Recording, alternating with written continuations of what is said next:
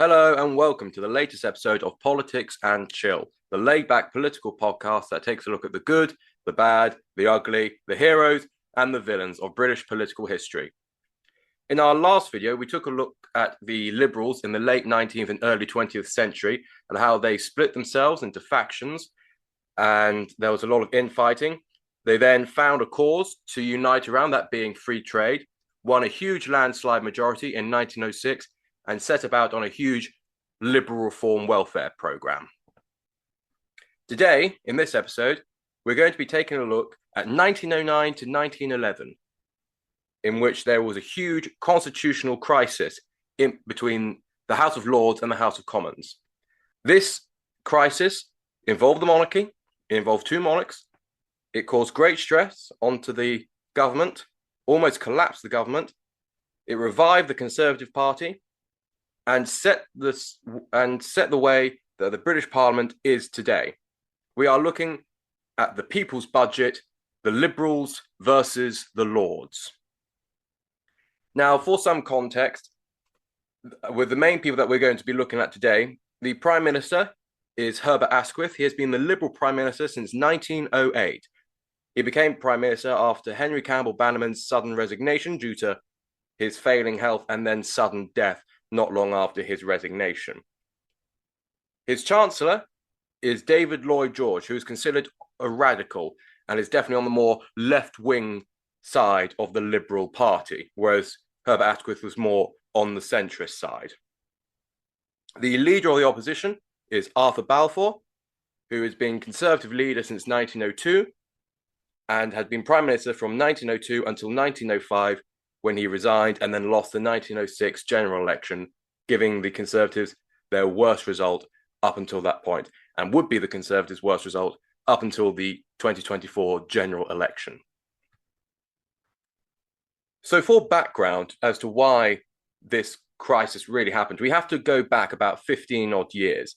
The Liberals had a long-standing issue with the House of Lords because they saw the House of Lords as nothing more than the landed gentry, because they were the landed gentry. They had huge influence because of their wealth. The more land they owned, the more influence they had, the more powerful they become. And the Lords was always seen as the upper chamber. In fact, if you look throughout history, plenty of prime ministers and members of cabinet were in the House of Lords. The most recent example of this, with regards to prime ministers, was Lord Salisbury, who had been prime minister on numerous occasions right up until 1902. But as you look throughout, particularly the 19th century, Benjamin Disraeli in his second term, he was Earl Beaconsfield, so he sat in the House of Lords. You had Lord Palmerston, who was a Liberal Prime Minister, and many others. Even in today's politics, we have members of the House of Lords that sit in cabinet, usually the leader of the Lords, but most notably, one of the more recent ones was David Cameron as Foreign Secretary in 2023 through to 2024. Now, as we discussed in the previous episode, in the 1880s and onwards, there was a huge split within the Liberal Party. Two notable members, those being Lord Hartington and Joseph Chamberlain, another person we covered in the last episode, split away from the Liberal Party in 1886 to form the Liberal Unionist Party. This was in opposition to the then Prime Minister, William Gladstone, who was a titan of British politics in the Victorian era and also dominated the Liberal Party for numerous years. He was pro-home rule for Ireland, and they absolutely didn't agree with this. And because of this split, the Liberal Unionists tended to lean more towards the way the Tories voted. So this meant that the Tories had a large majority in the House of Lords. We should also acknowledge the fact that a huge number of members of the House of Lords were hereditary peers. Now, we still do have hereditary peers in 2025, although that number has been capped since 1998 to 92 members, and there are talks that Keir Starmer is going to completely do away with hereditary peers. But back then, there were hundreds of hereditary peers who gained their position and their wealth from luck of the draw, the luck of the family they were born into. And a lot of these hereditary peers typically ended up being conservative. Now, since the Liberals regained power in 1906, the Lords were still being a thorn in the Liberal side. Despite the Liberals having this huge majority, winning the popular vote from the people in the 1906 general election, the Lords vetoed many of the Liberals' bills that they wanted to put through, particularly on their domestic policy. And this irked the Liberals greatly. So you have this huge building up of frustration from the government towards the Lords, and it all came to a head in 1909 when a budget by Lloyd George was presented to the House of Commons, which was known as the People's Budget. This budget, which was announced on the 29th of April 1909, which then became known as the People's Budget, was considered highly radical, which wasn't very surprising because Lloyd George himself was known as radical. Its aim was to tackle poverty in the country by redistributing wealth. Lloyd George called it a war budget. It is for raising money to wage implacable warfare against poverty and squalidness. Now, what we have to realize at the time, whilst Britain itself may have been at the height of its power, what with the British Empire and it being insanely rich, there was an insane gap between the wealthiest and the poorest. A large chunk of the people were working class, and most of those people in working class lived in absolute poverty. They worked incredibly long hours for little pay. They rarely owned their house. A lot of them rented. They didn't even rent the whole house sometimes. A lot of them rented rooms in a house. You'd have maybe 4 or 5 families in one house, each one in each room. There was a lack of food with proper sustenance and proper nutrition. And if it got really desperate and really bad, there was the workhouse, which was seen as the low of the low for people.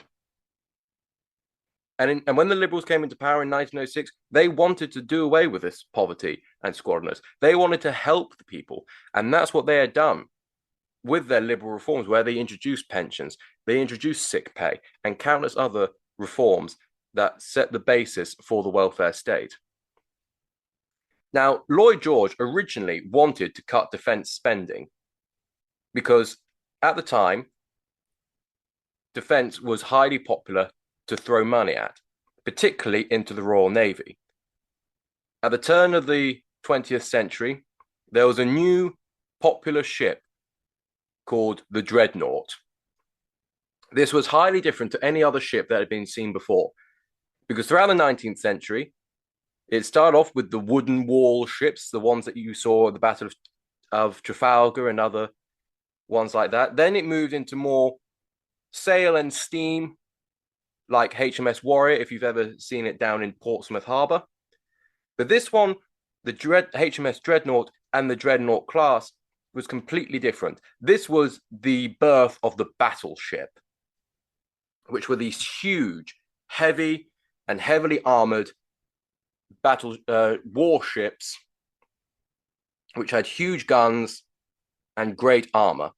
They were incredibly popular and showed the might of the Royal Navy, which had dominated the seas really since 1805. And the people loved them. However, they were incredibly expensive to build and to maintain. So Lloyd George wanted to cut the spending to building more of these so that he could put it into welfare reforms. But in the early 20th century, there was always that risk of German invasion because the Kaiser Wilhelm II, was seen as an expansionist and wanted to flex his muscles on the European stage and prove that Germany was the best country in Europe and meant business.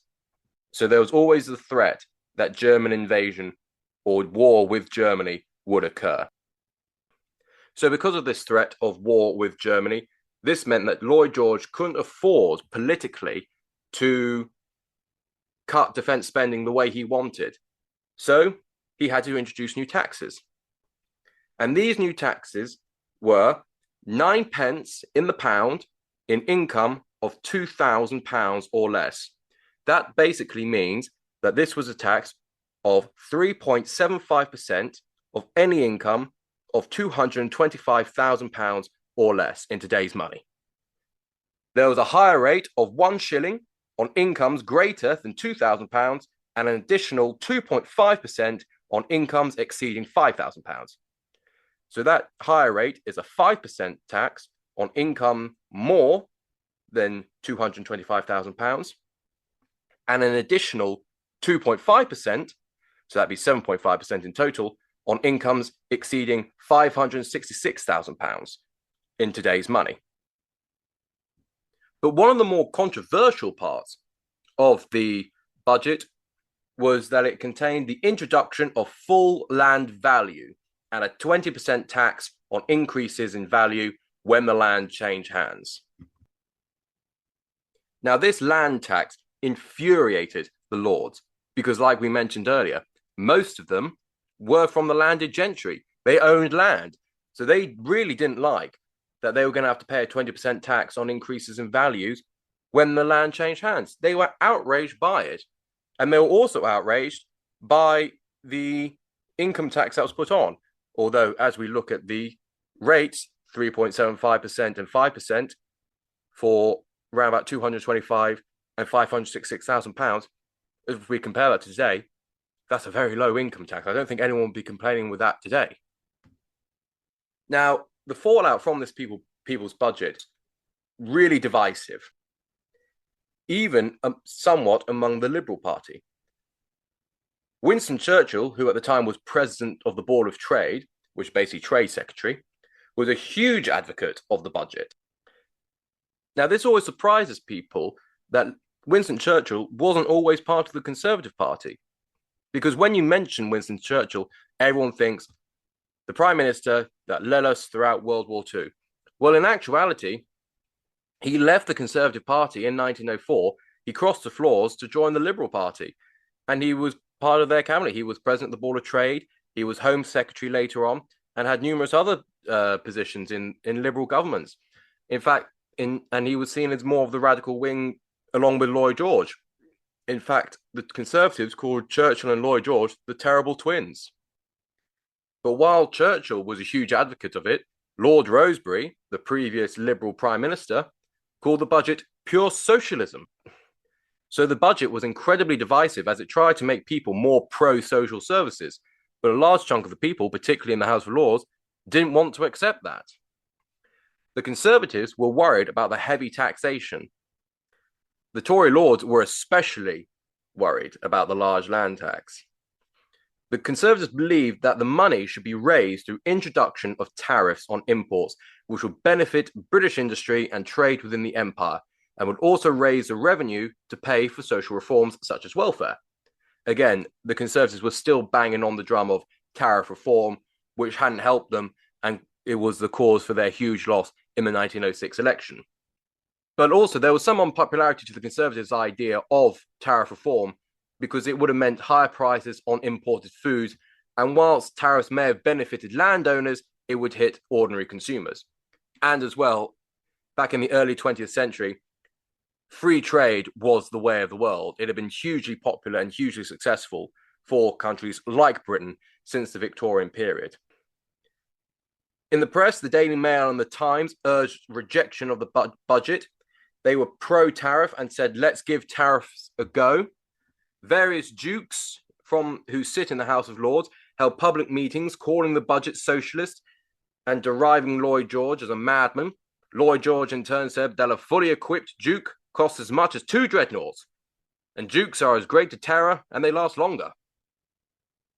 The Conservatives wanted to force a general election by voting down the budget, because if they had voted down the budget, this would make Asquith powerless, so he would have to go to the country.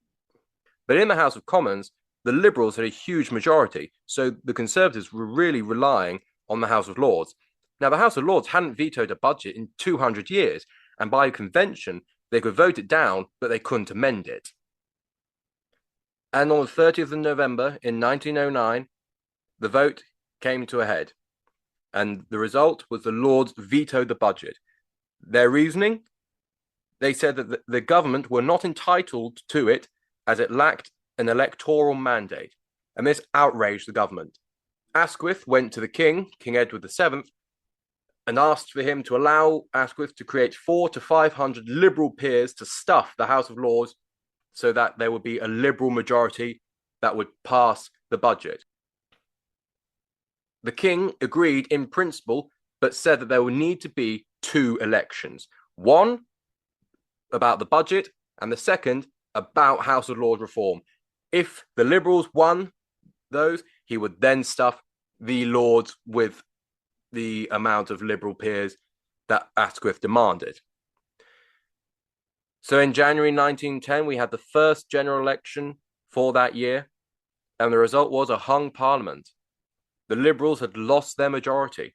They ended up with 274 seats and 2.7 million votes.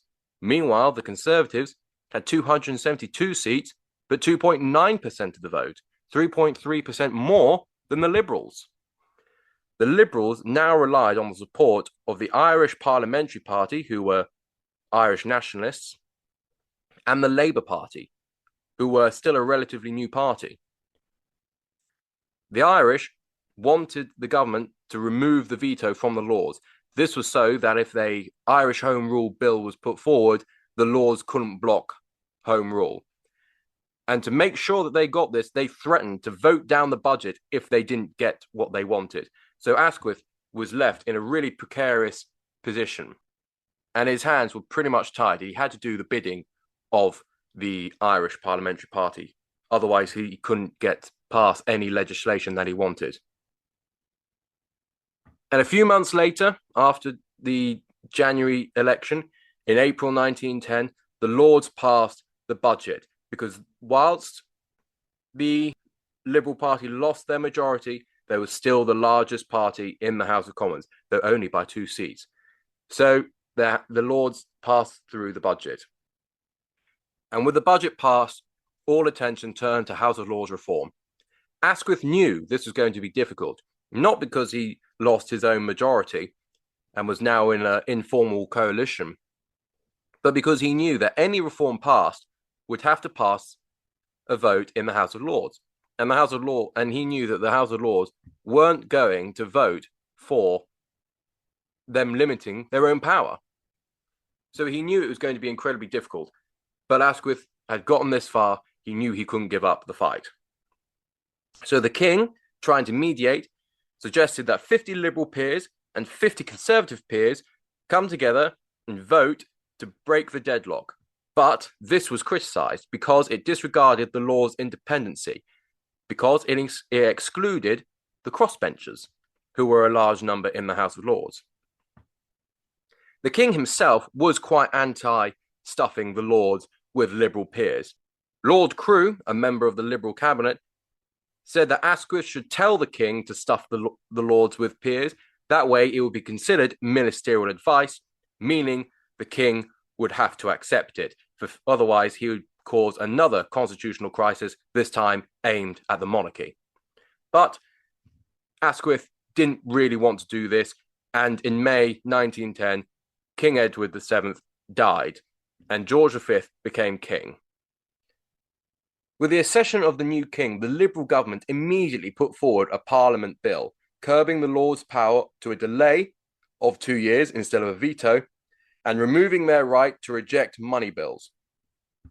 This also reduced the maximum duration of Parliament from 7 years to 5.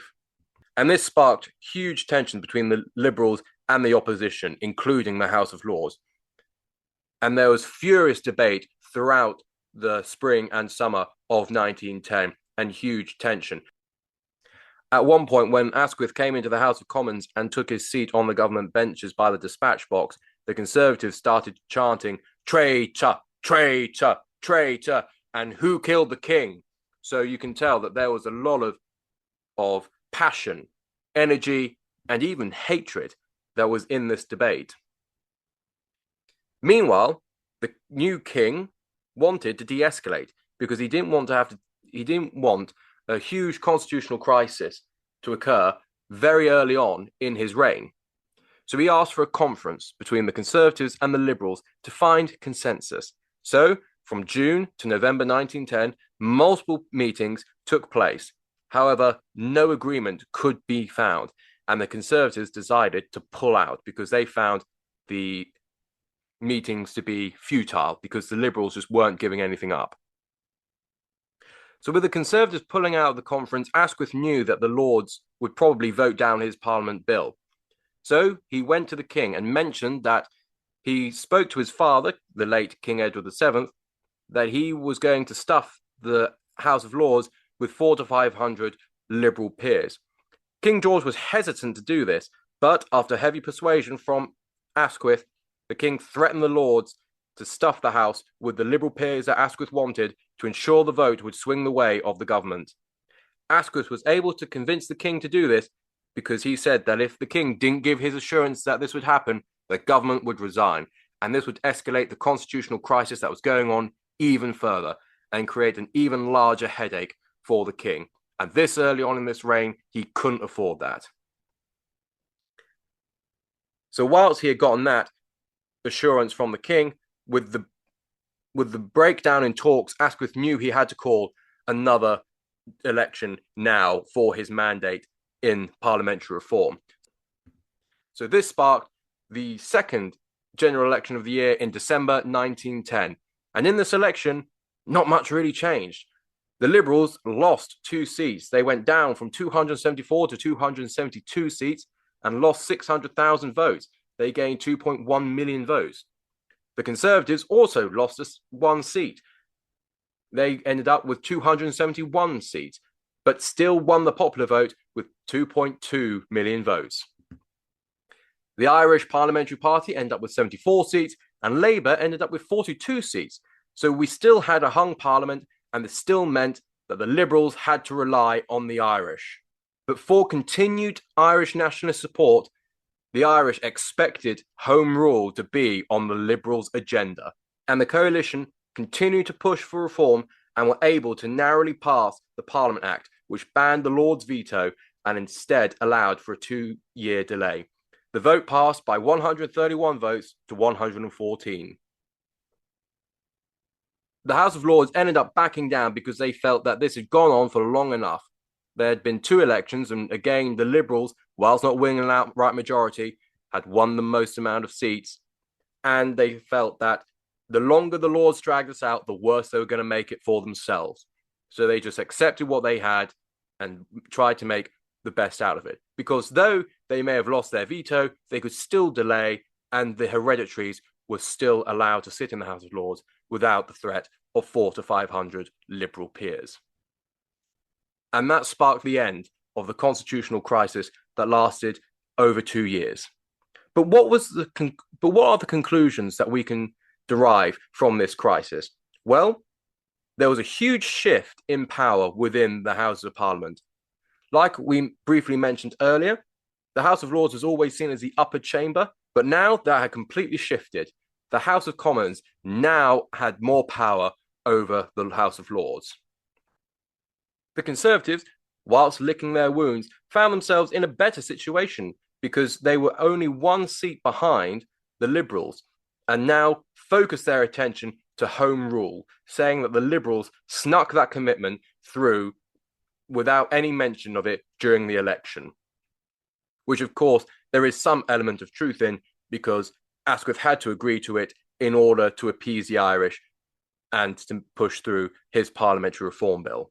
But with this new focus on Home Rule, Arthur Balfour decided that he was not the man to lead the party through this new fight, because by the end of 1911, he was absolutely exhausted. He'd been leader of the party since 1902. He had fought 3 general elections, and he was getting on a bit. And he felt like now was the time to resign and let a new, younger man take the reins. But that's going to be something that we focus on in the next episode. But what about the budget itself? What were the conclusions from this thing that started this whole entire constitutional crisis? Well, it ended up being a huge success. There was a far higher revenue raised than what was expected, and by the financial year of 1911-12, there was a large surplus of £6.5 million, which in today's money is £652 million. So it ended up being a huge success for the Liberal government. And finally, with the government, Though they may have won this fight, they knew that they were in a weakened position. They had lost their huge majority. They were now only one seat ahead of the Conservatives. They were in a minority government, and they had to rely on the support of the Irish nationalists, who were insisting on home rule.